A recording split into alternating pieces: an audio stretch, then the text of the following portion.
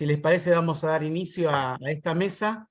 La idea, en el marco de la semana de UNIPE, vieron, espero que les haya llegado el programa, que hay varias actividades muy interesantes. Nos interesó armar una reunión de equipos de investigación que estén trabajando sobre escuela secundaria, para conversar distintos proyectos de investigación que se estén llevando adelante en distintos estados de avance. Más que conversar sobre estados de determinados momentos de la investigación, era al revés, es alrededor de la temática de la educación secundaria, poder compartir bueno, lo que estábamos investigando en algunos de estos equipos. El otro principio que buscamos tener en esta mesa era de universidades de distintos lugares.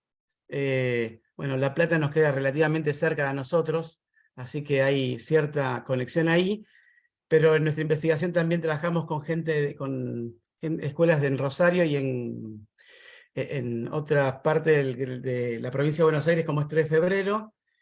Invitamos a María Julia y Eduardo, que son del Comahue y de Río Negro, también para sumarse, y estaba ahí también Marcela Petzelato de Tierra del Fuego, pero lamentablemente ella no pudo, por cuestiones personales, sumarse a esta mesa. La idea es compartir estas investigaciones que estamos llevando adelante en el momento en que estén, y comentar qué es lo que vamos encontrando como hallazgo, algunas pistas que nos puedan dar. Entiendo que algunos de los proyectos que vamos a presentar están más finalizados y otros estamos más en un momento medio de avance. Se puede compartir pantalla, no sé si quieren quieren empezar en particular, nos hemos puesto de acuerdo previamente.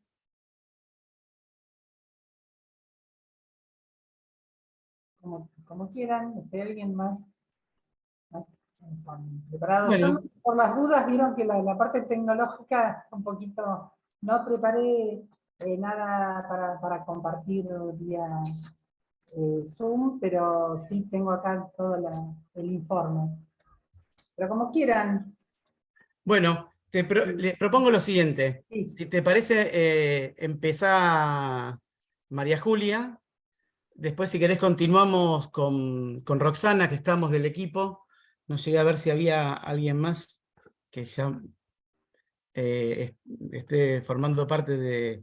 Sí, está Lucía, que ahí la vean. Bien, Lucía. Bueno, pasamos a presentar nosotros y después al final lo hace Martín. Y ahí damos alguna posibilidad de preguntas, repreguntas, etcétera, a todos los que estén participando. Lo bueno que tiene el Zoom es que funciona ese chat también permanente en el cual podemos ir escribiendo y comentando cuestiones durante las exposiciones. Bueno, si les parece, les paso la palabra a María Julia y a Eduardo. Bueno, te agradezco, Rafa. Además, ahora la pantalla se calmó un poco. Con Eduardo Figueroa somos docentes de la Universidad de Comahue. Eduardo, bueno, también de la Universidad de Río Negro. Así que, bueno, estaríamos representando a la norte de Patagonia. Hace años venimos trabajando en distintos temas de investigación y en los últimos 4, la temática de nivel medio. El año pasado hicimos el primer informe, el informe final del primer tramo, así que tenemos, bueno, detallado un poco el recorrido de la investigación, cuyo objetivo central fue analizar la relación entre las políticas públicas y las prácticas institucionales en torno a la inclusión. Realizamos en la ciudad de Viedma, ¿no? Ese es nuestro lugar.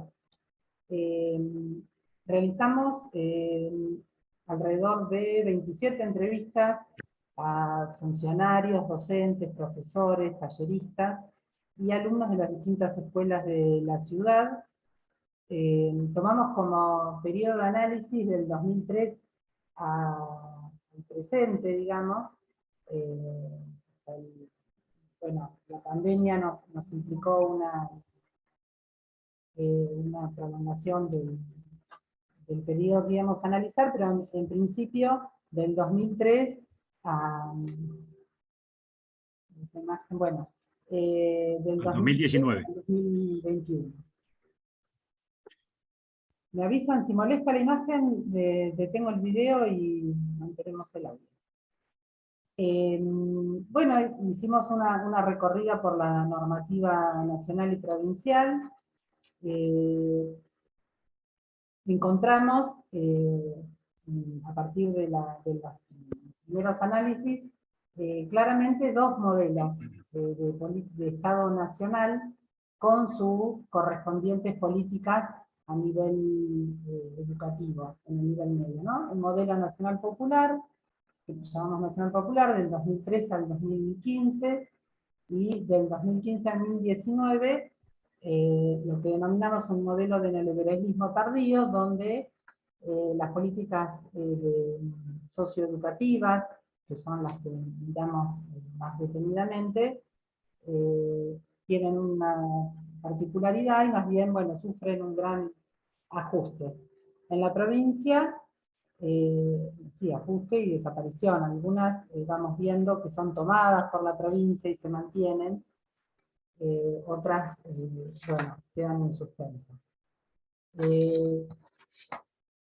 Bueno, les cuento los grandes objetivos entonces de este tramo de investigación fue conocer las políticas públicas, identificar y analizar la documentación que fue dando cuenta de los modos en que las instituciones ponen en práctica estas políticas, considerar focalmente el tema de la inclusión, ¿no? Incluso entre estas políticas y las prácticas que se van dando en la escuela. En Río Negro tenemos una reforma educativa que se implementa a partir del año 2017, con la denominación de la SRN, la Escuela Rionegrina, que introduce algunas modificaciones importantes, siempre con la brújula de la inclusión, y retoma como algunas propuestas de los años 80, donde tuvimos la propuesta de la modalidad del ciclo básico unificado para el nivel medio, en la que una de los cambios que se introducen es la mayor presencia, digamos, esta posibilidad de los profes que tienen un cargo en la escuela, ¿no? Que tienen una frente de alumnos y otras para planificar. Esto se retoma junto con otros cambios, ¿no? Que se producen en la reforma.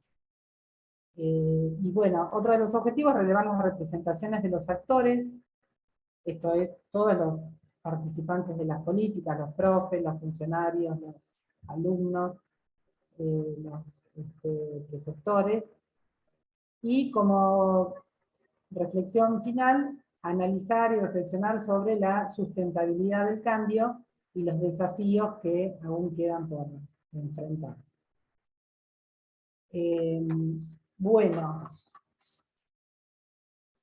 tenemos una breve historia de la educación en Río Negro que vamos a pasar un poco por alto. Eduardo, después si querés profundizar, o alguien quiere profundizar un poco más sobre la historia de la política educativa en Río Negro, va a poder haber más detalles. En principio, tenemos bueno, la centralidad de la temática de la inclusión a partir de la ley 26.206 del 2006, que hace la educación secundaria obligatoria. Esto se ve reflejado en la provincia, que en esos años coincide con el gobierno nacional, si bien es un gobernador de extracción radical, pero denominados radicales transversales, que toma la propuesta del gobierno nacional y se despliegan en la provincia todas las políticas, o un número importante de políticas socioeducativas.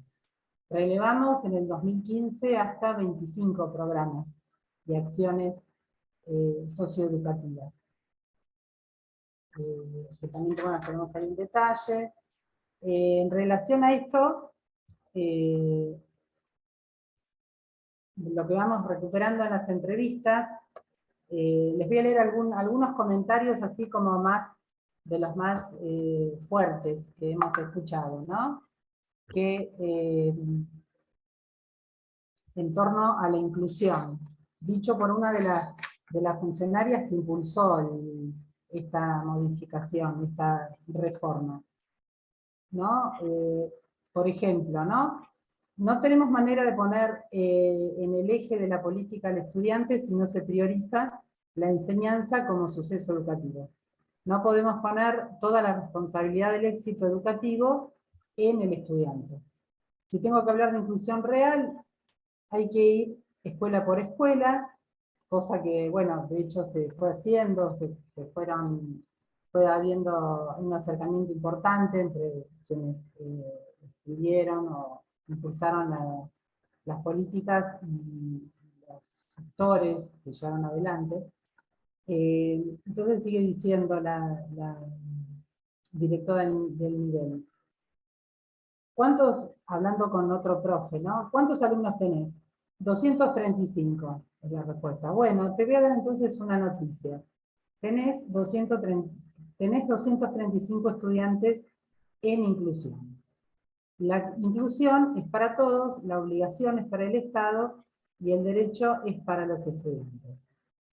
En este sentido, bueno, queda claro que la intención es que toda el accionar y la disposición de los docentes esté en ese sentido, ¿no?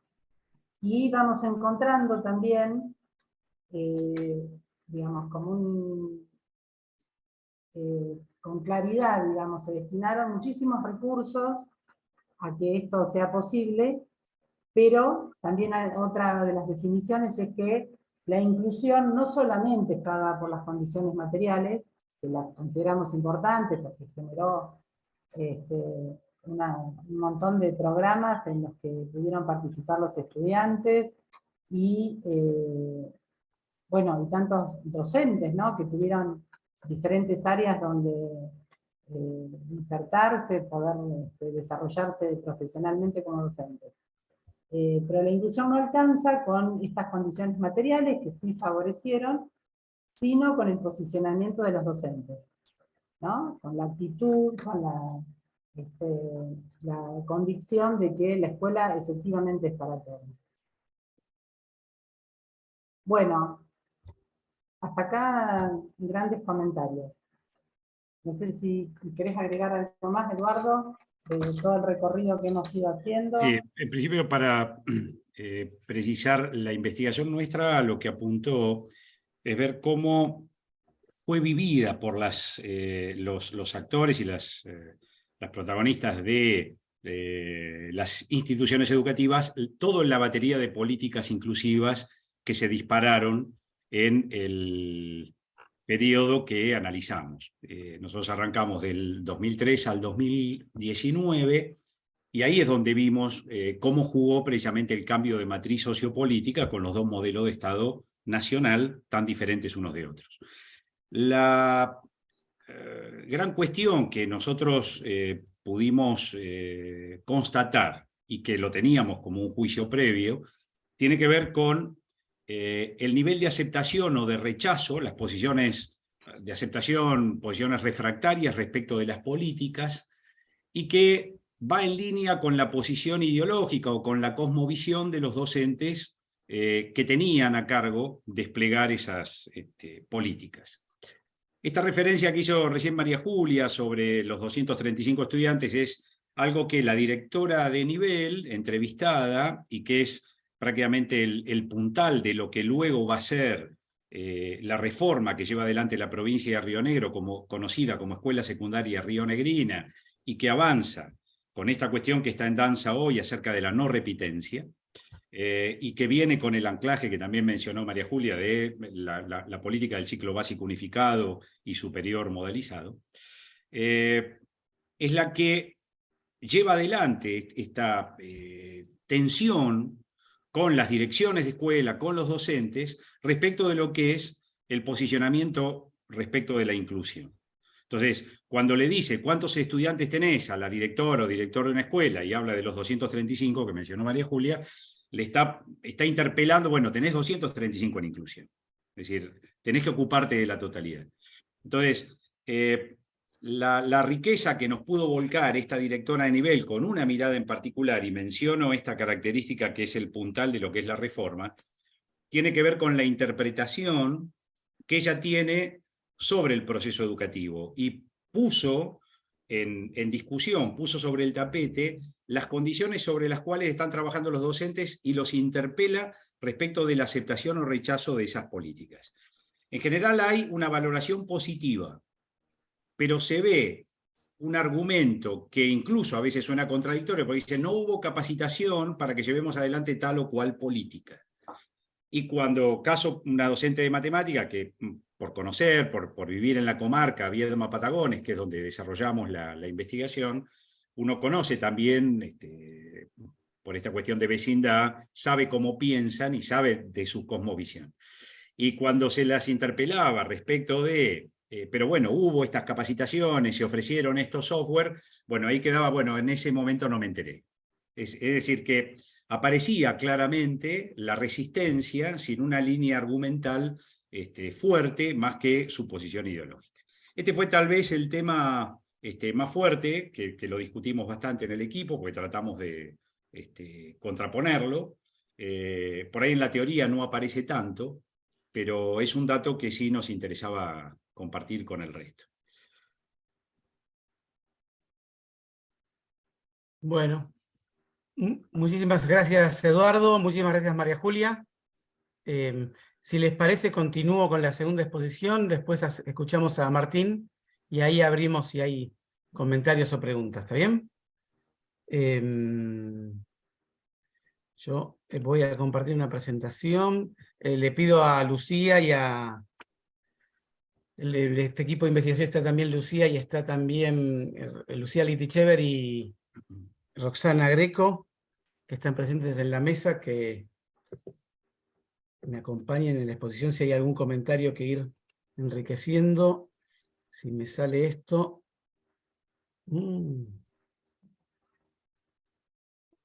Ahí aparece no la versión presentación, ¿no? Ahí te aparece todo. Sí, sí, ahí se ve la Se presentación. ve lo único que por ahí tenía que ir al modo presentación. Ahí. Sí, No, está, pero no. ¿Ahí? no.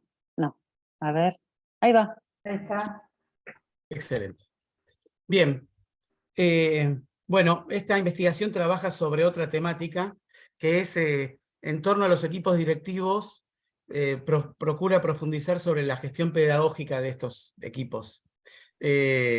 Forman parte del equipo Edmundo Aguilera, Roxana Greco, Tatiana Leonor Lescano, Paola Roldán, Rafael del Campo, Antonio Gutiérrez y Lucía Litichever. Somos un grupo bastante variado, con recorridos, algunos más de universidades y de docencia universitaria y de investigación.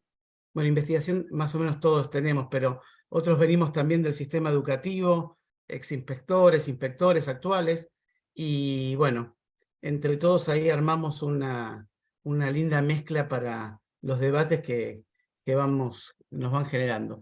Nos interesaba particularmente profundizar en qué hacen los directores de las escuelas cuando dicen que se dedican a la gestión, a la conducción pedagógica, a la gestión pedagógica, cuando tratan de fortalecer los procesos de enseñanza que hay en sus colegios. Buscamos tratar de describir en la investigación cuáles son esas prácticas profesionales que llevan adelante. Dicen que leer las filminas es redundante, así que no las voy a leer. Las comento en general. Cualquier cosa les pido también de nuevo a Roxana y a Lucía que me interrumpan.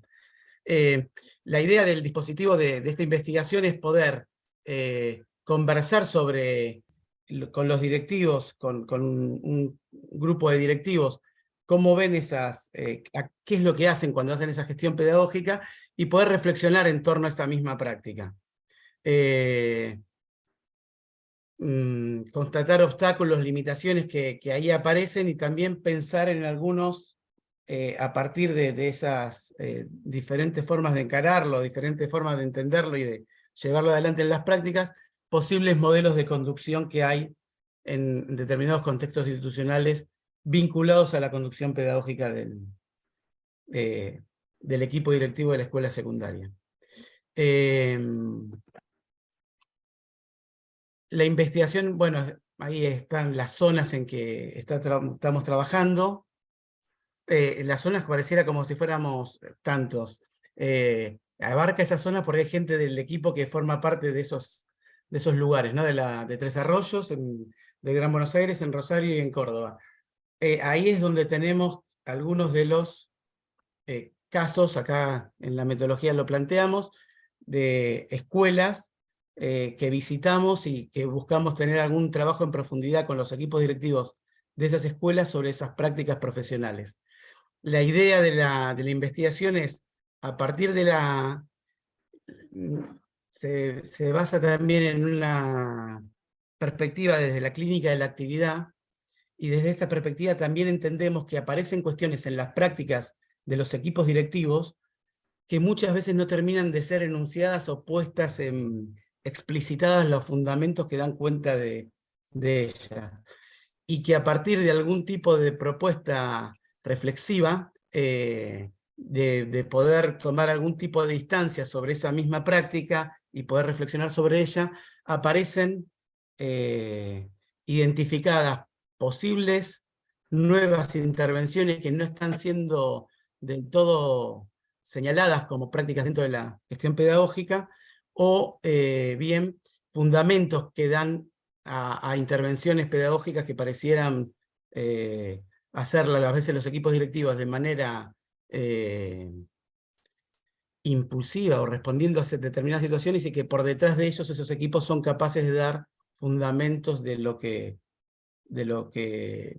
motivos por los cuales la sostienen.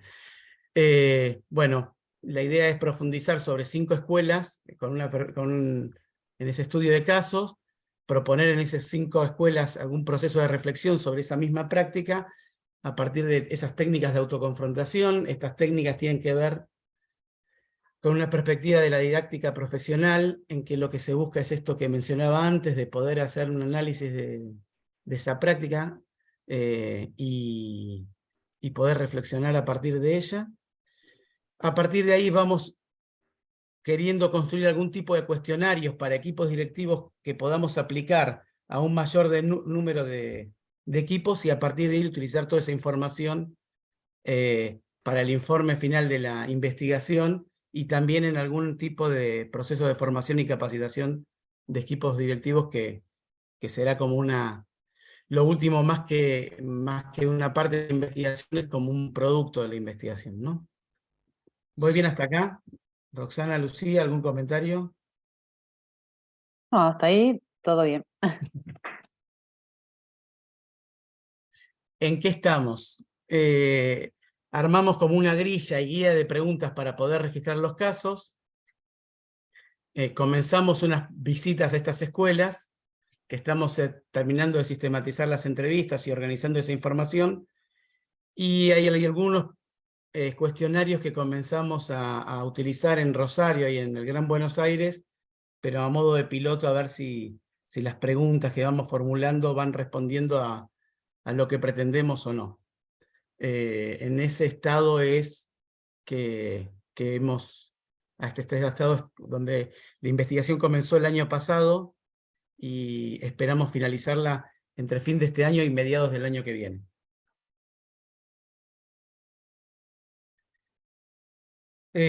Lo que viene en cuanto al trabajo de campo es, bueno, avanzar justamente, terminar los relevamientos, sistematizar la información, aplicar los cuestionarios a los equipos directivos, a otro conjunto de equipos directivos para poder ratificar o ampliar la información que fuimos consiguiendo de los casos. Y bueno, de vuelta a el último como un paso que es más un producto de la investigación que buscamos como universidad, poder diseñar e implementar actividades para equipos directivos que impulsen una reflexión sobre sus intervenciones, ¿no? Unas cuestiones que vamos viendo y algo de esto vamos a ver que constatamos también en las primeras observaciones, los equipos directivos pareciera, cuando vamos hablando con ellos, cuando escriben sus acciones, que todo el tiempo están reaccionando, o más allá de de alguna planificación que logran trazarse, después cuando empezamos a hablar durante el año, pareciera que van todo el tiempo respondiendo a emergentes o situaciones que los van atravesando en sus prácticas cotidianas, y que esas emergentes o situaciones que los atraviesan les van marcando mucho la agenda de sus intervenciones.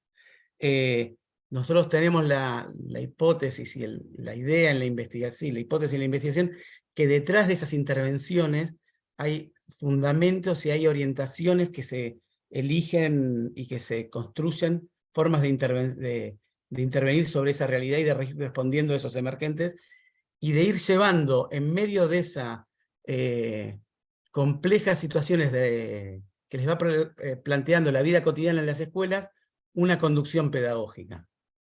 Que hay intervenciones que tienen que ver específicamente con eso, con ese perfil, y que esas tienen algún tipo de sentido y de orientación para de fundamento para su intervención.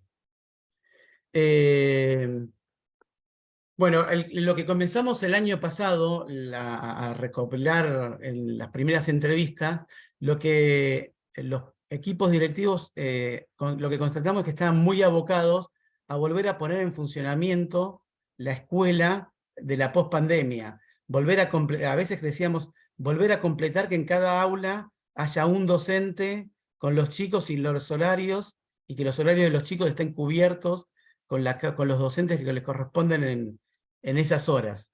Se había dado como cierta desarticulación de la vida cotidiana de la escuela, y hubo mucho trabajo de los directivos, por lo menos eso nos mencionaban en las entrevistas, que estaba destinado a esto, a que, bueno, este profe me está faltando, esta materia está ocurriendo, está superpuesta con la otra, cómo nos organizamos, qué espacios volvemos a tener para contener a los estudiantes, no para contener, para tener a los estudiantes en las escuelas, cómo se incluye la matrícula dentro de las aulas que tengo, en qué horarios, etc. Había bastantes cuestiones organizativas cotidianas ocupando tiempo de los directivos. Una segunda preocupación importante era la que estaba vinculada con la convivencia. A los directivos les es más fácil, o les aparecía más rápidamente en las entrevistas, los conflictos que tenían que ver con convivencia de los estudiantes entre sí. Y ahí aparecían situaciones que se daban en redes sociales que después se plasmaban en la escuela con enfrentamientos o peleas. Y cuando recuperábamos, bueno, y cómo funcionó el Consejo de Convivencia, los distintos dispositivos que tenían armadas las escuelas para ir respondiendo a estas situaciones, estos dispositivos pareciera que habían estado como en desuso o en algún tipo de pausa o con una aplicación distinta durante la pandemia, y que cuando volvieron a la vida cotidiana de las aulas fue necesario volver a aceitar y poner en funciones. Y en el medio que se estaba poniendo en funciones aparecían emergentes de situaciones de convivencia entre chicos, lo mencionaban los directivos, complejas. Cuando profundizamos esta situación en algunas entrevistas, también aparecían conflictos entre adultos y chicos, ¿no? Conflictos entre adultos y adultos, en cuanto a horarios, en cuanto a organización, etc. Recién después aparecían cuestiones vinculadas a la organización y el impulso de los procesos de enseñanza. Y ahí aparece algo que mencionaba, Roxana había mencionado en la entrevista que habían realizado, que cuando se les pedía a los directivos que cuenten cómo eran esas intervenciones, qué era lo que hacían específicamente, los directivos, bueno, y hablé, y hablar, y hablé con este, y hablé con lo otro, para encargarme de esto hablé, era como que una actividad que implicaba mucho de hablar y hablar, y la describía centralmente de esa manera. No sé si, Roxana, querés ampliar algo más sobre esto. No, ampliar mucho más no, bueno, porque los directivos, en realidad nosotras, con Tatiana Lescano, entrevistamos, quisimos entrevistar a una directora, pero se quedó en la oficina una vicedirectora de la escuela, con lo cual terminamos entrevistando, ya incorporando también a la vicedirectora a nuestra entrevista. Y varias veces le preguntamos, ¿y qué haces y cómo lo haces? Y en un momento la directora dice, y esto es hablar, hablar y hablar, ¿no? Como esta cuestión de la intervención desde la palabra para que los demás puedan modificar algo de lo que está sucediendo, ¿no? Entonces esto lo relacionábamos con este acto perlocutorio del lenguaje, ¿no? O sea, por lo pronto que la intención que tienen los directivos cuando dicen hablar y hablar, ¿por qué no dicen, bueno, me entrevisté con, ¿no? Más que nada tiene que ver con esto, con el uso del lenguaje para que los demás hagan cosas que no estaban haciendo, modifiquen determinado curso, ¿no?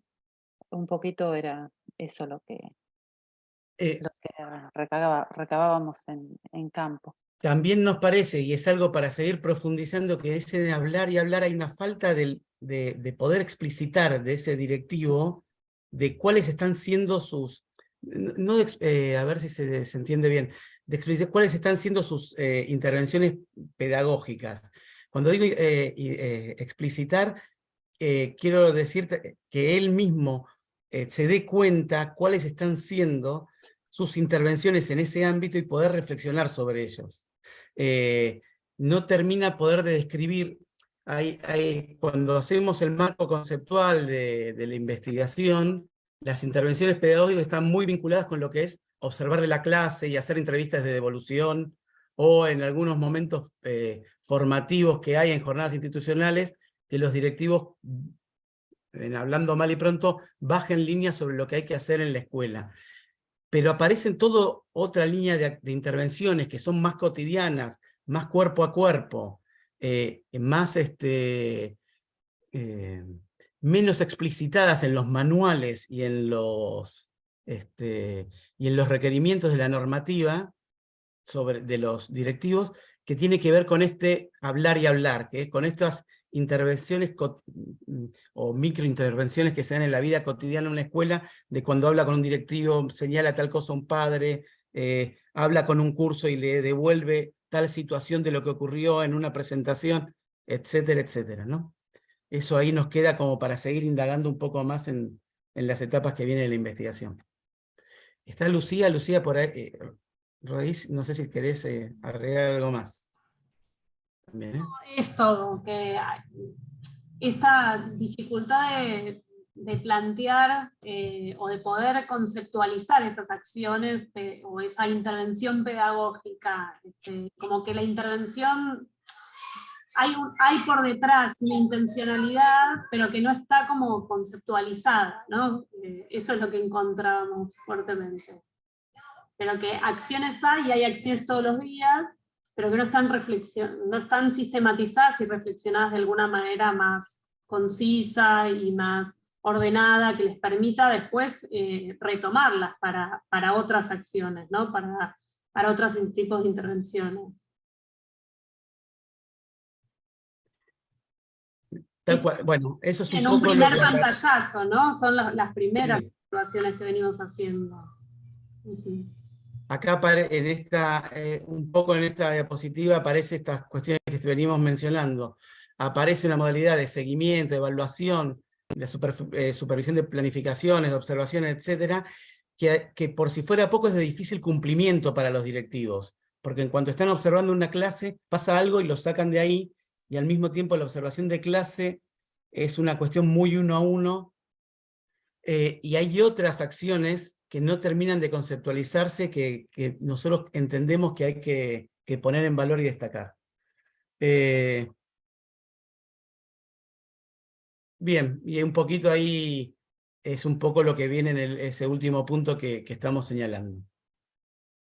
Y que es un poco lo que decía Lucía, de poder seguir indagando en los siguientes pasos que tengamos de esta investigación para poder constatarlo y poder comunicarlo de manera más clara.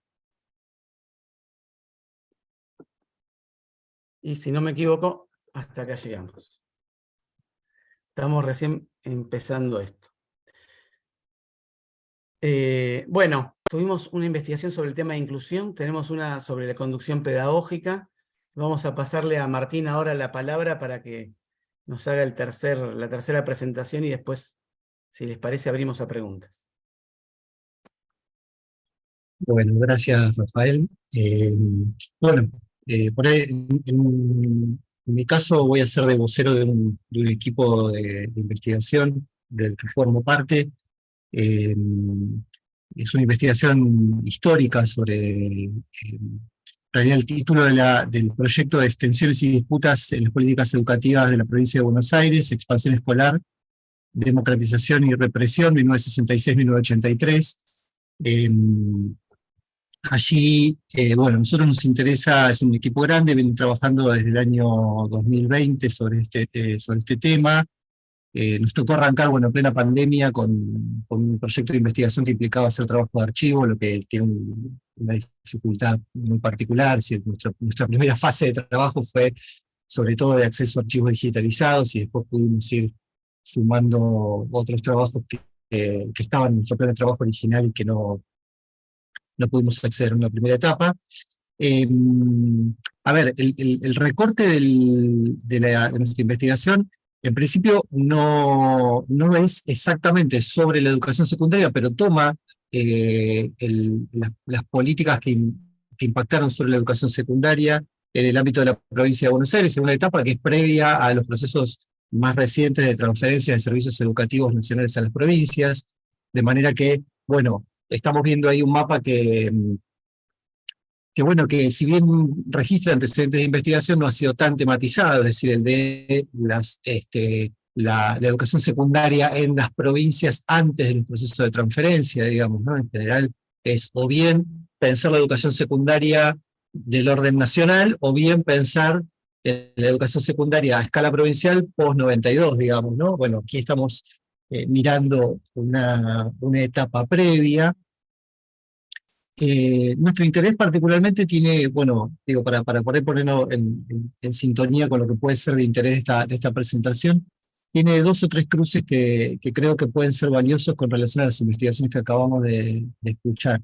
Uno tiene que ver con que, bueno, a nosotros nos interesa particularmente, estamos trabajando en realidad en pensar el estudio histórico de las políticas educativas como arena de tensión, es decir, como espacios, esas políticas, digamos así, como espacios conformados por distintos actores con distintos intereses, es decir, no como en la lógica quizá un poco lineal, digamos, ¿no? De política que se diseña, se implementa y tiene su reflejo en la escuela. No es una novedad esto, en el campo de la historia de la educación, ya el concepto de cultura escolar que tiene, bueno, más de 30 años dando vueltas por el campo de la historia de la educación, vino un poco a poner el foco, ¿no? En que hay un tiempo una temporalidad, digamos así, de los cambios y continuidades de la escuela, que no necesariamente es la temporalidad de cambios y continuidades de las políticas educativas, y a nosotros nos interesa ver eso, justamente. Entonces, bueno, eso nos lleva a mirar, digamos, simultáneamente, ¿no? Archivos que tienen que ver con fuentes que hablan de la formulación de esas políticas, digamos, ¿no? Los archivos, por ejemplo, del CENDI, en el caso de la Dirección General de Escuelas, o también los archivos de la legislatura provincial. Ahí, ahora voy a hacer otra mención a lo que hemos estado encontrando ahí, que puede ser de interés para compartir. Pero también tratar de trabajar simultáneamente, digamos, con el registro de otro tipo de archivos, como los archivos escolares, o incluso estamos trabajando sobre algunos archivos personales que se refieren o remiten sobre todo a una etapa también de conformación del actor sindical docente en el sistema educativo provincial, digamos, ¿no? Estamos viendo un poco distintas arenas o distintos niveles, digamos así, de tratamiento de las políticas educativas, no dando por descontado que hay un atravesamiento lineal, digamos así, de ciertas políticas, desde el plano de su formulación hasta el plano de la escuela, ¿no? Eso por un lado. Bueno, en ese sentido, bueno, hemos estado trabajando, como digo, sobre algunos archivos que no han sido tradicionalmente, o se han abierto, mejor dicho, al estudio más reciente de la historia de la educación. Los archivos de la legislatura provincial particularmente no han sido tan investigados para el campo de la historia de la educación, poder analizar, por ejemplo, los debates parlamentarios en relación a distintos tipos de normativas que se han pensado para el ámbito educativo y sobre las que la legislatura provincial ha tenido injerencia, desde conmemoraciones hasta regulaciones que tienen que ver con reglamentos de escuelas, etcétera, y que han tenido algún tipo de sanción normativa en el ámbito legislativo. Nos interesó ver ahí cómo funcionaban esos actores no tradicionales del campo de la política educativa, digamos, interviniendo en el debate sobre el funcionamiento escolar.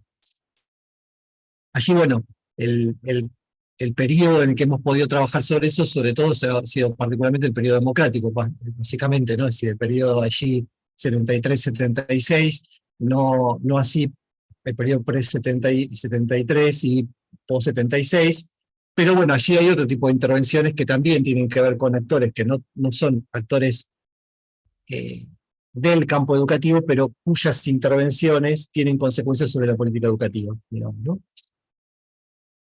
Y después, bueno, y en ese sentido hemos trabajado también sobre otros archivos. Ahora estamos trabajando particularmente sobre archivos que tienen que ver con la ex Dirección de Inteligencia de la Provincia de Buenos Aires, viendo un poco allí una mirada sobre la escuela y sobre los actores educativos, que ofrece una serie de desafíos, en particular el hecho de que esa mirada se haya construido como una mirada desde los dispositivos represivos sobre la escuela. Entonces es una mirada que llamativamente, digamos así, ofrece mucha densidad en cuanto a sus apreciaciones sobre las actividades que suceden a escala escolar, pero por supuesto desde la lógica de los dispositivos represivos, y cómo esas otras miradas son rearticuladas por los actores escolares. Para decirlo de una manera sencilla, lo que estamos tratando de ver es cómo, por ejemplo, los inspectores, los equipos directivos en algún caso, etcétera, interactúan con esos otros actores no educativos, digamos, ¿no? Es decir, bueno, los servicios de inteligencia en el caso de la dictadura, o asesores del campo de los debates parlamentarios, por ejemplo, en el periodo 73-76. Bueno, en ese sentido creo que ahí hay un punto de atravesamiento, lo tiro para que por ahí después, si salen los intercambios, lo podamos conversar, con esto que apareció en las dos investigaciones anteriores, que tiene que ver con, bueno, pensar allí como un plano en donde cuando se mira el nivel de educación secundaria, se miran actores que dialogan hacia adentro de las instituciones, pero también hacia afuera, los equipos directivos, la estructura de inspección y de supervisión. Bueno, en fin, ahí me parece que hay una serie de intereses convergentes que también tienen que ver con poder pensar ahí una especificidad de la política educativa, digamos, ¿no? Es decir, bueno, esa zona de intervención. Y bueno, lo otro que estamos viendo ahora, que ya estamos en una fase más cercana, digamos, a la segunda mitad de la investigación, el plan de trabajo abarca hasta 2024, aunque probablemente con este problema que tuvimos durante la pandemia de acceso a algunos archivos, bueno, debamos reprogramar algunos objetivos. Pero digo, lo que estamos viendo ahora, en un informe que estamos elaborando ahora para una presentación intermedia de la investigación, también nos estamos preguntando en esos periodos, digamos, tanto sobre todo en la normativa de reglamentación sobre el funcionamiento cotidiano de la escuela, ¿no? Los reglamentos escolares, la normativa que opera sobre los distintos actores, sobre todo sobre los actores estudiantiles, digamos, ¿no? Las organizaciones de centros de estudiantes, etcétera. Nos estamos preguntando sobre en qué medida los debates que se articulan en ese periodo, que es un periodo, también ahora quiero hacer un último comentario sobre el periodo, no resultan de alguna manera anticipatorios de debates que se van a dar en el periodo de la transición post-dictadura, digamos, ¿no? En el sentido de, por ejemplo, estas tensiones en torno de la expansión de la educación secundaria, es decir, cómo pensar los problemas que surgen de la expansión de la educación secundaria, que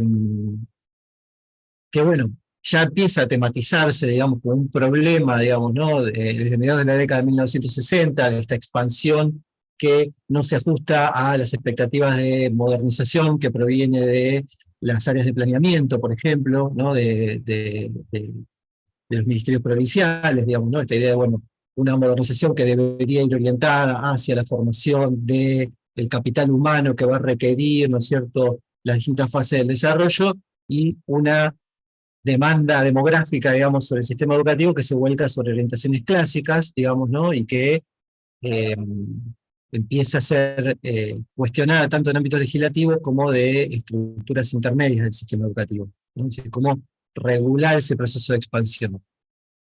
Las respuestas, por supuesto, son múltiples, desde respuestas más represivas, digamos, hasta respuestas que tienen que ver con distintos tipos de medidas de selección, ¿no?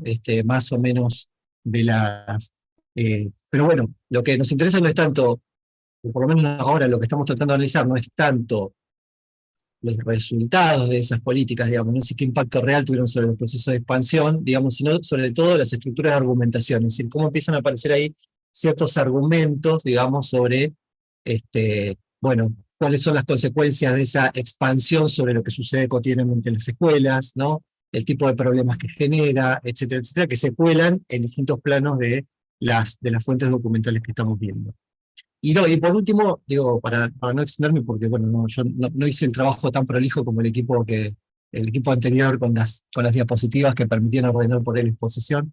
Traigo puntos un poco más desordenados. Pero digo, lo último que quería comentar es que también algo que nos está interesando mostrar de alguna manera es justamente esto que decía de los planos de temporalidad, cómo es posible pensar para ese periodo ciertas periodizaciones que son, digamos, no son las clásicamente asumidas, digamos, ¿no? Sino poder pensar allí, bueno, otro tipo de transformaciones. Hay algunos estudios que ya vienen de otros campos, un trabajo de Marina Franco que a nosotros nos orientó mucho, una historiadora que hace historia política reciente y que plantea, bueno, algún énfasis en ciertas continuidades que por la densidad de los acontecimientos, como el golpe de 1976, por ejemplo, muchas veces se dejan de ver, ¿no? Se ve el 76 como un parteaguas y en realidad hay algunas continuidades que pueden ser detectadas si uno mira las fuentes documentales. Por ejemplo, concepciones sobre la juventud, digamos, ¿no? El joven como sujeto peligroso, o como sujeto vulnerable, o como sujeto maleable, que se venían construyendo desde mucho tiempo antes, digamos, ¿no? Bueno, estamos tratando de pensar esto, digamos, ¿no? Cómo este trabajo con archivos no tradicionales y por distintos planos de la política permite pensar en otro tipo de periodizaciones que no son las periodizaciones políticas aplicadas, digamos así, al terreno de la historia de la educación. Bueno, eso sucintamente, digamos, lo que puedo presentar o comentar hasta el momento, digamos, ¿no? Muchísimas gracias, Martín. Bueno, si les parece, damos un espacio para que hayan preguntas. El equipo que hizo la presentación jugamos de local, así que por eso estamos más como... Teníamos que estar un poquito más preparados para hacer como que estábamos. Ahí se las compartí la presentación por el chat. Mónica. Ahí. Hola, ¿qué tal? ¿Cómo están? Desde Bien, acá muy de Tierra del Fuego. O sea, en nuestra universidad también estamos trabajando, comenzando a conformar los grupos de investigación, comenzando, ¿no? Y a mí me interesa sobremanera en esta explosión de matrícula que está aconteciendo acá, en esta provincia, es el traslado de la educación común secundaria hacia la educación de adultos. Nos llama sobremanera la atención que no solo, o sea, que están en los CENS, sino que de los CENS se están trasladando a los bachilleratos populares. Entonces es un fenómeno muy nuevo acá. Existen 3 bachilleres populares, y entre el momento de pandemia y post-pandemia, de tener 3 bachilleres populares, tuvieron que ampliar las sedes. En la ciudad de Río Grande, por ejemplo, tienen 11 sedes de bachiller, distribuidas por toda la ciudad. Se sienten mucho más contenidos y que aprenden desde otro lugar. O sea, por lo que estoy investigando y haciendo trabajo de observación, es mirar un poco de hacernos preguntas, ¿no? O sea, ¿qué es lo que está sucediendo con los estudiantes que consideran que ahí pueden ellos llevar sus saberes, llevar sus propias experiencias y entrar en tensión, sus saberes, y que son muchos porque son adultos, que son tomados en cuenta y retomados para el aprendizaje de las distintas disciplinas? Eso me parece que es un fenómeno bastante interesante y que no lo veo en las investigaciones que se están haciendo en otros lugares, ¿no? O sea, pareciera que los saberes no son valiosos en el momento de tratar de construir nuevos conocimientos. Eso era lo que quería decir como fenómeno nuevo en nuestra provincia, nada más que eso. Muchísimas gracias, Mónica. Ahí está Daniel. Daniel junto con Nancy hicieron una obra que compartimos mucho en la licenciatura que coordino en la UNIPE, que es la Agenda de Investigaciones, y esta mesa tiene algo de herencia de esa obra también, tengo que decir, ¿eh? Discúlpame, Rafael, en relación a lo que dice Mónica, y no en relación a la investigación, pero sí a la experiencia, por lo menos en provincia de Buenos Aires, esta cuestión que vos planteaste nos atravesó también en provincia de Buenos Aires, que una cantidad de jóvenes se iban a lo que son los CENS, ¿no? Porque había otro tipo de prácticas, no hablo de la conducción pedagógica de los directivos, que es nuestra investigación, pero digo por la experiencia, había otro tipo de prácticas dentro de los CENS que parecieran que eran más respetuosas, más inclusivas, por ponerle algún nombre, que lo que sucedía en la escuela secundaria, ¿no? Estoy hablando por ahí de hace unos 10, 15 años atrás, ¿no? Antes de que los CENS fuesen solamente, que a los CENS pudiese ir gente de 18 años en más en provincia de Buenos Aires. Pero es un fenómeno que sí que experimentamos en provincia de Buenos Aires muy fuertemente y sobre lo cual también tuvimos que darnos un debate. Una respuesta muy corta. Quería dejar acá mi correo electrónico, pero cada vez que pongo @ salta. O sea, no puedo. Así que lamento. Y un saludo al profesor Pincas, que ha sido mi profesor en la universidad en su momento. Bueno, ¿se escucha? Sí. Bueno, gracias por las presentaciones. Celebro, digamos, esta reunión y esta conversación sobre investigaciones en educación secundaria, precisamente por ese antecedente que menciona Rafael. Yo tengo 3 preguntas muy puntuales a la segunda presentación, a la de los anfitriones. Sobre las otras quiero decir, bueno, que estaré muy interesado en leer los resultados. Martín, necesitamos para la unidad correspondiente a Historia de la Educación, efectivamente esa investigación muy interesante como la han planteado. Pero voy brevemente a las preguntas. Son 3 preguntas muy puntuales. Una, si pueden ampliar o mencionar algo sobre la metodología de la investigación, porque entiendo que esa, digamos, lógica de conversación y de reflexión conjunta con los directivos, bueno, tiene un dispositivo metodológico, digamos, sin darle tanta densidad a esa expresión, interesante, que tal vez pueda ser, bueno, relevante compartir. La segunda cuestión, cuando mencionaron los dos, digamos, anticipaciones no diría resultados, no sé cómo llamarlo, digamos, emergentes que surgieron, digamos, ¿no? Uno en relación con, esperen que estoy revisando las notas, la cuestión de los conflictos, ese fue el segundo, digamos, ¿no? Y la capacidad de conceptualización o la posibilidad de conceptualización de los directivos, y la otra cómo,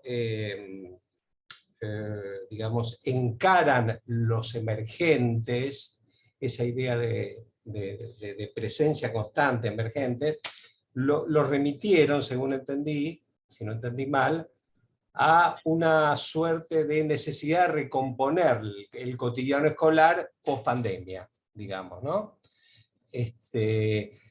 Mi pregunta es si no pueden rastrearse o si no hay alguna hipótesis en relación con continuidad de esas problemáticas, o presencia, mejor dicho, de esas problemáticas previo a la pandemia, digamos.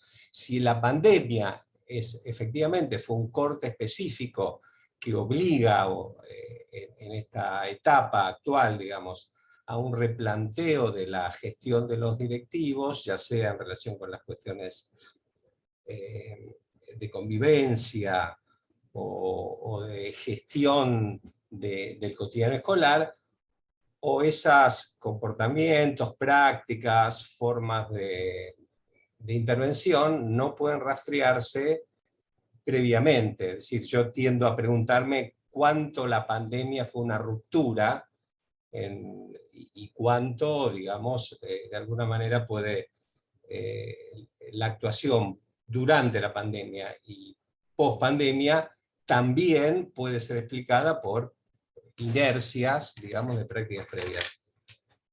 Y la tercera cuestión se refiere, o la tercera pregunta se refiere a ¿a qué se refieren con conceptualización? Yo desconozco el marco teórico, digamos, del cual están trabajando, pero en relación con esta idea de la dificultad por parte de los directivos de conceptualizar, así creo que fue dicho, sus prácticas de intervención en relación con la convivencia, en relación con esa expresión hablar, ¿no? Como esta idea de una práctica que es definida como hablar. ¿Qué se entiende por dificultad de conceptualizar, digamos, ¿no?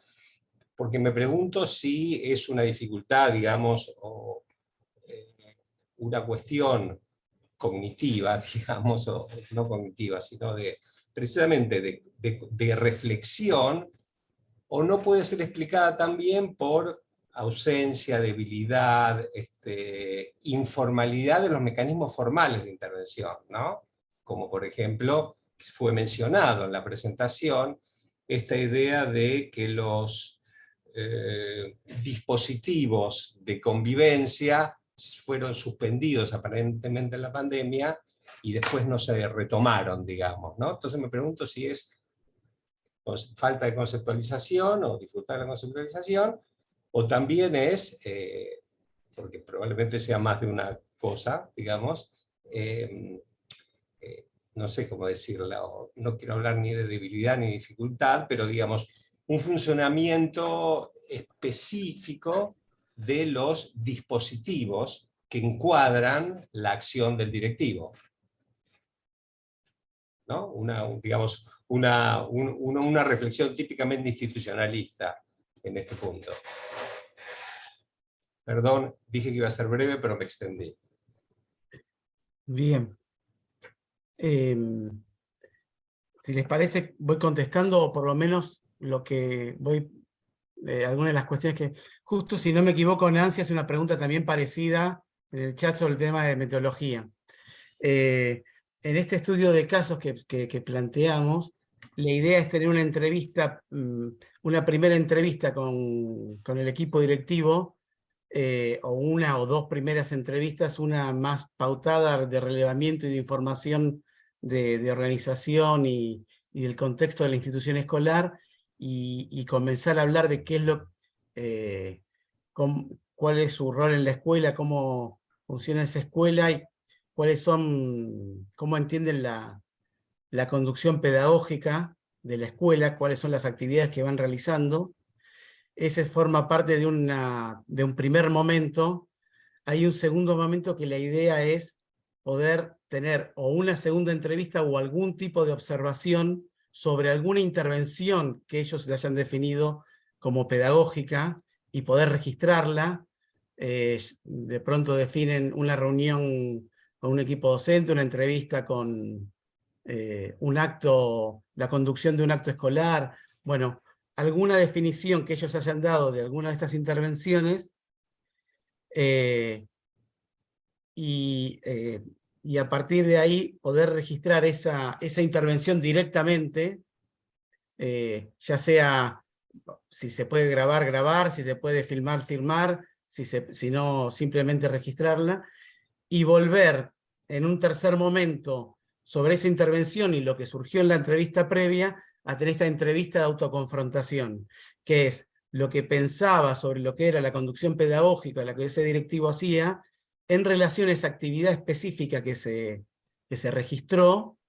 Bueno, ver cuáles son algunas situaciones ahí que valga la pena reflexionar sobre por qué dice tal cosa, por qué se mueve de tal manera, en qué lugares notamos que hay ciertas cuestiones que hacen ruido entre la entrevista previa y la intervención, pero más que con un ámbito, con una intención de evaluación, de coherencia, sino no con esa intención, sino de reflexionar con ese directivo sobre esa práctica. Eso es un poco el esquema metodológico que estamos planteando. No nos queda claro si vamos a lograr registrar esas intervenciones o vamos a tener que ir a una siguiente entrevista sobre algunas que acumulen una serie de hechos con estos directivos. Estamos terminando de perfilar eso.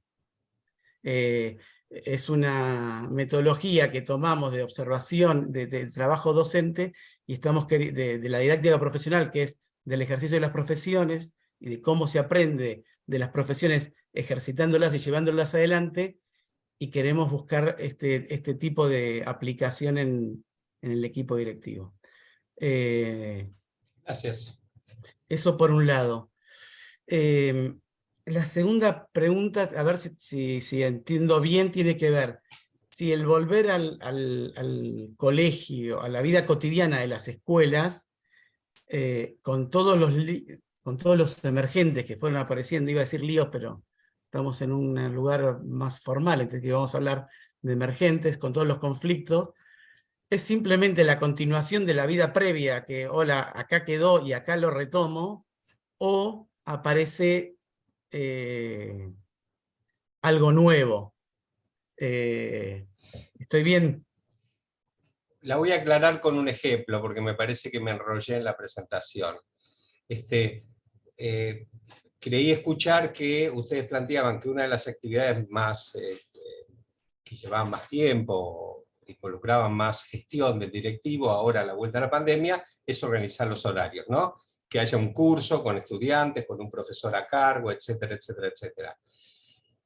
Yo tengo en algunas investigaciones previas, 2010, 2012, 2013, registrado que en Provincia de Buenos Aires, en algunos distritos, es una tarea cotidiana del director ante la pandemia, digamos, en algunas escuelas específicamente. Entonces, de esa vinculación, digamos, de esas investigaciones que yo menciono, que fueron algunos casos, algunas escuelas, no más, y con esta descripción de esa actividad o práctica post-pandemia, me pregunto, ¿qué es ocasionado por la pandemia y qué puede ser leído como una continuidad?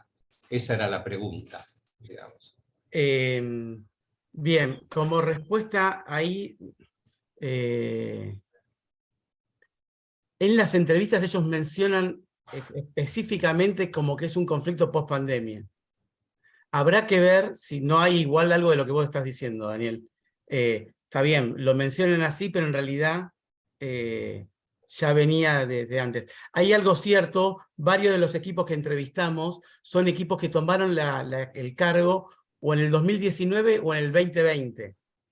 Con lo cual hay ahí un movimiento de equipos directivos que que tal vez se lo adjudican a la pandemia, o que tal vez durante la pandemia no vivieron esa situación porque no se les planteaba, porque no les ocurría, pero sí se les planteó al volver a clase. Y para que se entienda bien, hay algo, más allá de esta cuestión de organización, sí más claramente vinculado con la convivencia, hay algo del abordaje de los conflictos escolares que tenían determinada gimnasia en la vida cotidiana que lo perdieron en la pandemia. Eso es, no sé si logro...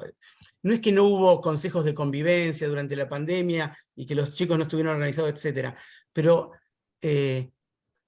nos sorprendía en algunas entrevistas comentando conflictos entre estudiantes, entre grupos de estudiantes, y que nosotros preguntáramos por consejo de convivencia, delegados, qué tipo de trabajo preventivo hubo sobre eso, o de intervención, o con qué tipo de dispositivos contaba la escuela para abordar eso, y los directivos decían que estaban retomando la organización de eso, de esos consejos, y esos consejos sí funcionaban previo a la pandemia.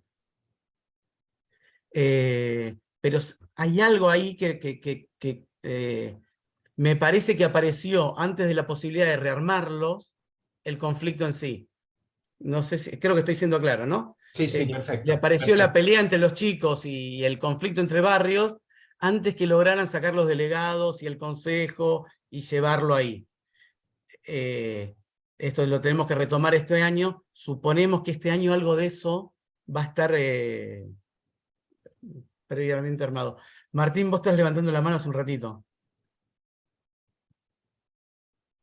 Sí, no, una cuestión puntual, pero porque la pregunta de Daniel a mí la asocié con algo que nosotros nos pasó sobre todo con algunas entrevistas que tratamos de realizar en el marco de esta investigación y de una anterior, de la que esta es continuación, y que tiene que ver con que frente a acontecimientos que son de cierto grado de ruptura, las entrevistas por ahí no te terminan de ofrecer una mirada retrospectiva lo suficientemente matizada, digamos, ¿no? Es decir, por ahí, allí hay algo de la metodología, lo que decía Daniel, que por ahí te exige recurrir a otro tipo de fuentes que no son la entrevista, digamos, ¿no? Sino otro tipo de registros, porque la mirada hacia el pasado se construye desde el presente, digamos, ¿no? Es decir, y el post-pandemia está marcado por la pandemia de alguna manera, la mirada sobre el pasado, ¿no? Es como, bueno, la pandemia vino a reorganizar todo, entonces se reinterpreta lo que se hacía y lo que se dejó de hacer en función del acontecimiento. A nosotros nos pasa cuando nos ha pasado con algunas entrevistas que tienen que ver con jóvenes durante la dictadura, digamos, ¿no? Y bueno, se reorganiza todo. Bueno, entonces, cuando se reconstruye desde el presente, digamos, ¿no? De esos tramos del presente. Nada, es una observación puntual, pero que me surgió a raíz de la intervención de Daniel. Bien, y a ver si logro responderle a conceptualizaciones. Está dicho en los manuales, en la normativa, qué es la conducción pedagógica. En las prácticas nosotros entendemos que hay intervenciones que desbordan esa normativa y esos manuales, que no terminan de estar explicitadas ni valoradas, al no estar explicitadas, no terminan de ser valoradas por la práctica de ese directivo. Y lo que buscamos es poder identificarlas, ponerlas en palabras y darle jerarquía. Claro, legitimarlas. Claro. Y para ser más claro en esto, o más preciso, el ejemplo más, para nosotros el ejemplo más evidente es, se enaltece la observación y supervisión de clase, y es algo de práctica ínfima o imposible en la vida cotidiana del directivo. Y hay otras prácticas, pero el paseo por los pasillos durante una hora de clase, mirar qué es lo que va pasando, sacar ideas de ahí para poder después intervenir en algún pequeño diálogo o por algún comentario en la sala de profesores, son elementos de intervenciones pedagógicas que, por ejemplo, tenemos que decir, esto es posible y esto es lo que hacen muchos de nuestros directivos, y esto es lo que tenemos que también jerarquizar, legitimar, digamos, y no estar exigiendo. La hipótesis que tenemos ahí es que le exigimos un tipo de intervención que es imposible, con lo cual siempre queda ese directivo atrapado por la sensación de que no está haciendo cosas que debería estar haciendo. No sé si logré. Estamos en ese caminito de poder medio explicitarlas, o de Perfecto. enfatizarlas. Clarísimo, clarísimo. Muchas gracias. Muchas gracias por la conversación y por las respuestas. Había una pregunta en el chat más vinculada para Martín.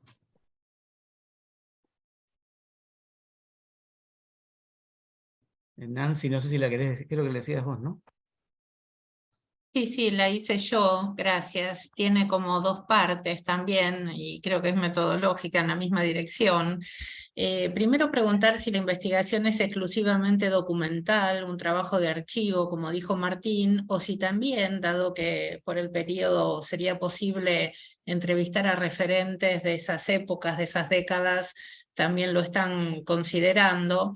Y lo otro, Martín dijo al inicio que están mirando tensiones y disputas en las políticas educativas en ese periodo 66-83, preguntar si predefinieron qué políticas ir a ver, a buscar, o a partir de la lectura y análisis en el trabajo de archivo van definiendo qué políticas tuvieron lugar y eso arma entonces bueno, esos análisis. Gracias. No, está bueno, Nancy, gracias la pregunta. A ver, con relación al trabajo de fuentes, en principio sí nos decantamos por fuentes, sobre todo documentales. No en realidad la referencia que hacía de entrevistas tuvo que ver con una investigación anterior que tenía más que ver con el periodo de la transición. Y en este caso sí nos estamos centrando, o sea, hemos hecho entrevistas, pero en realidad han sido entrevistas para poder precisar el trabajo sobre los archivos documentales. Por ejemplo, en el caso de los archivos de la DIVA, de la Ex Dirección de Inteligencia, ahí hay algunos referentes que vienen trabajando sobre, pero digo, son entrevistas más de ajuste metodológico, digamos, para ver cómo leer esas fuentes, que son fuentes muy especiales, digamos, ¿no? Es decir, es la mirada sobre la escuela, pero construida desde el aparato represivo, y entonces ahí hay que tener ciertos cuidados, etcétera. Pero en ese sentido nos manejamos más que nada con fuentes documentales. Sí nos interesó relevar archivos que no estaban trabajados tradicionalmente en el campo de la historia de la educación, ¿no? Y lo otro, con relación al tipo de política, mira, lo que nos interesó, que bueno, eso lo fuimos después delimitando un poco mejor en las primeras aproximaciones, tenía que ver con políticas que tuvieran que ver con la regulación de la vida cotidiana de las instituciones, por ejemplo, reglamentos de escuelas, digamos, ¿no? Y todas las actualizaciones sobre los reglamentos escolares.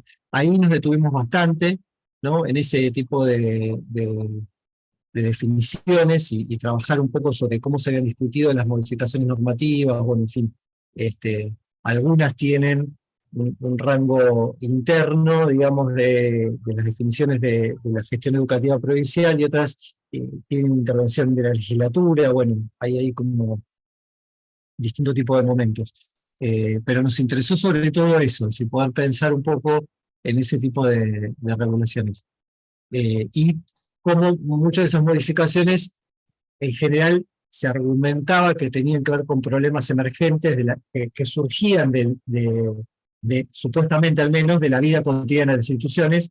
En general, muchas de las del primer periodo, en realidad del 66 al 69, 70, tienen que ver con esta percepción de una especie de expansión poco controlada, poco regulada, disparando ciertos problemas que deberían atenderse a través de recursos reglamentarios, ¿no? De ajustes en el reglamento de funcionamiento de las instituciones educativas. Ahí es donde se disparó un poco una línea de definición de qué tipo de políticas estamos mirando. Muchas gracias, Martín.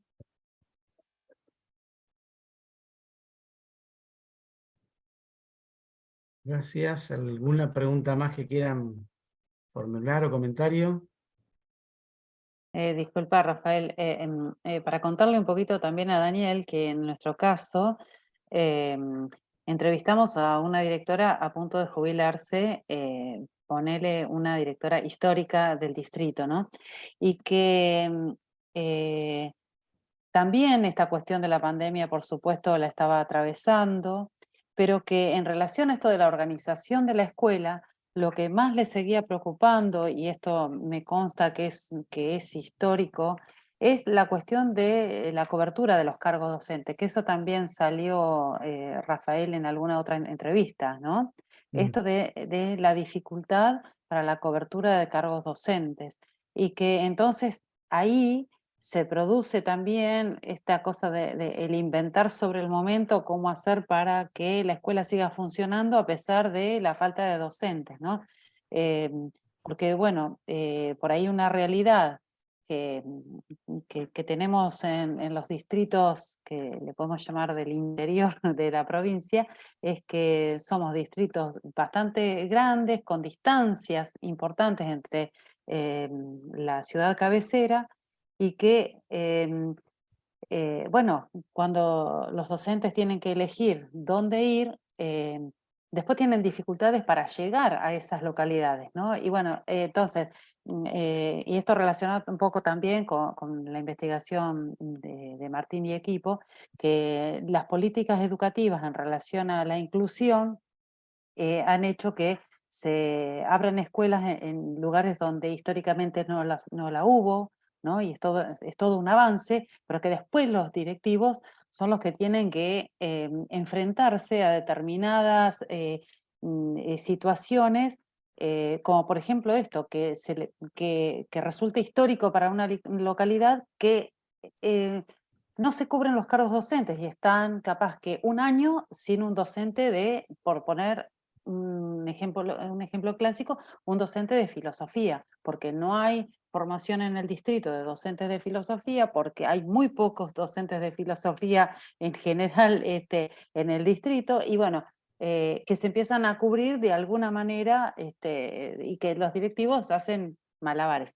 Lo digo más desde la experiencia, pero que desde la investigación, pero la directora nos traía en la entrevista de la investigación esta cuestión, ¿no? que a ella le preocupa en relación al funcionamiento de la escuela y al tipo de intervención que ella hacía. Ustedes trabajan en varias provincias, tal vez ahí comparar, ¿no? Digamos, en las distintas localidades, pero bueno. Muy interesante, me da ganas de seguir conversando, gracias. Yo quería preguntarle a María Julia y a Eduardo si a nivel de escuela, en el tema de inclusión, ahí qué cuestión, por lo que entendí en la exposición, marcaron bien el tema de normativa y la política y cómo afectaban cuestiones en general. Si hubo alguna cuestión más que pudieron ver en los microscopios más en lo cotidiano de alguna institución educativa, estas diferencias de políticas.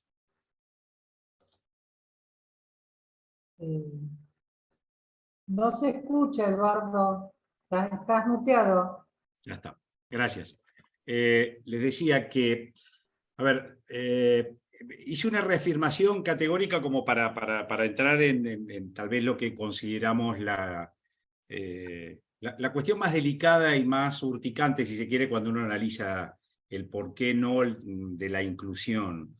En palabras de directivos, por ejemplo, el programa de mejora institucional, que puso dinero en efectivo en escuelas, y en palabras de los mismos equipos de conducción decían todos, y en esto hubo acuerdo, nunca tuvimos tanta disponibilidad de efectivo para llevar adelante cuestiones que necesitamos en la escuela.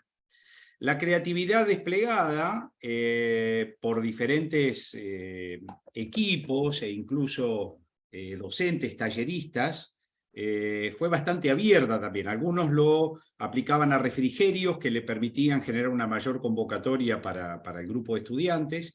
En otro caso le servía como para comprar cuerdas de los instrumentos que no estaba contemplado en el mantenimiento de lo que era el taller de bandas.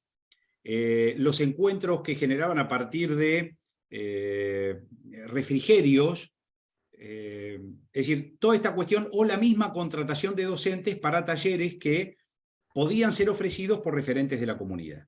Es decir, el plan de mejora institucional generó este tipo de repercusiones positivas y en otros casos, cuando las mencionaban como negativas, hacían hincapié en el complemento a la tarea del equipo de conducción para administrar esos recursos. Para lo cual decía que tenían una gran demanda temporal.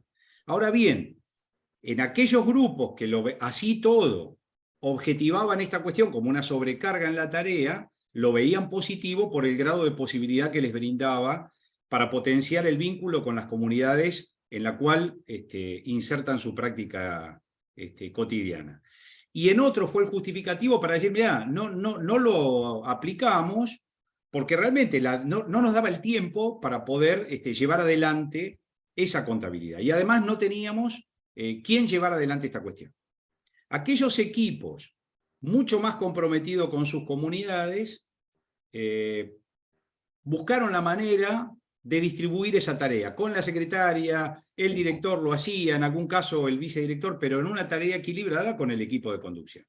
Este es un dato que aparecía. El otro dato fue el que les compartí en su momento, aquellos que entendían que toda la batería de políticas o los software disponibles para utilizar con las máquinas de conectar igualdad, unos lo veían de manera positiva, agradecían esta disponibilidad, entendían que así todo se habían visto agobiados por lo que implicó la interpelación, que los y las estudiantes estuvieran con una máquina y demandando el uso, lo que implicó una sobrecarga también para ayornarse con el manejo de la computadora, del programa y todas las implicancias que tuvo. Y en otros casos fue el justificativo para decir, mirá, no se ajustaba a las tareas que yo daba en la escuela.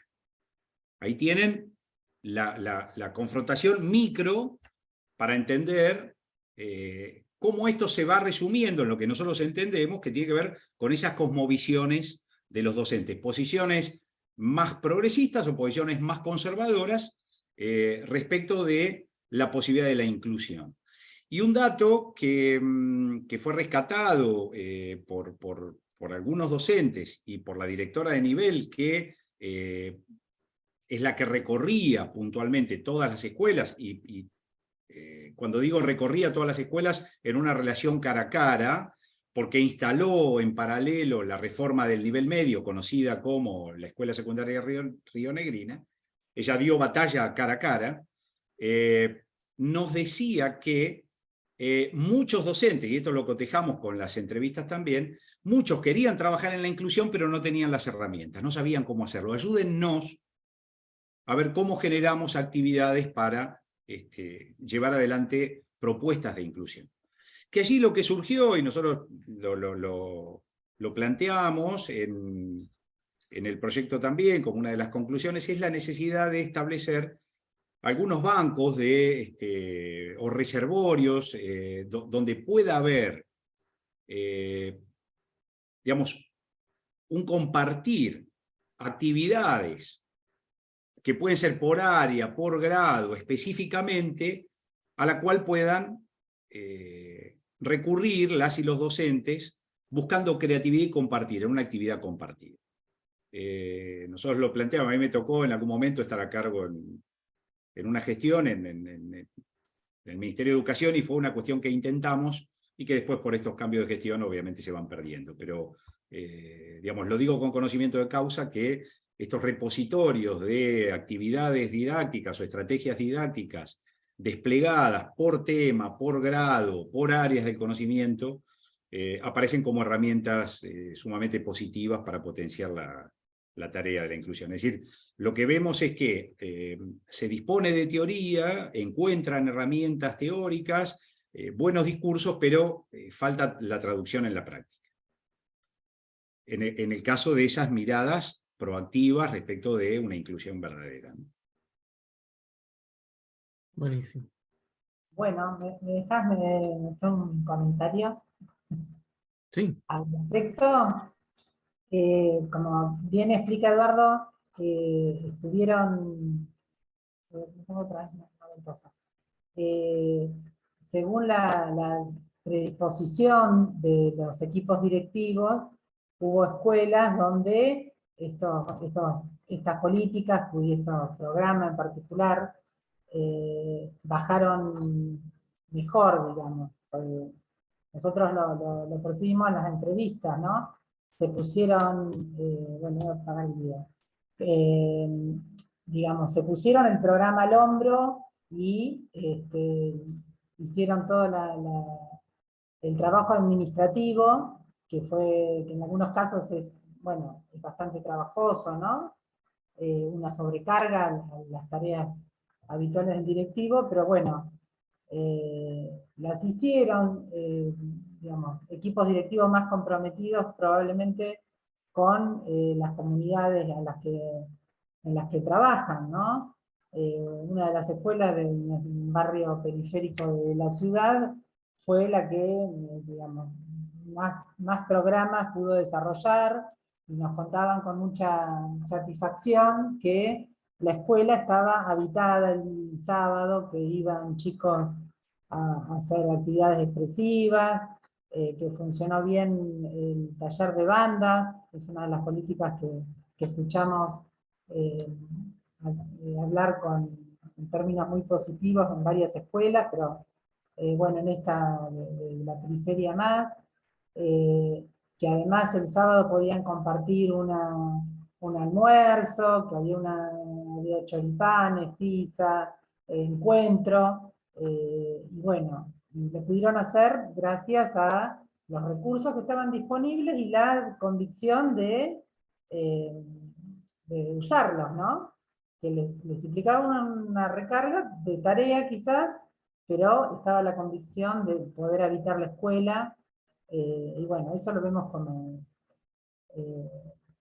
acciones positivas en pos de la inclusión.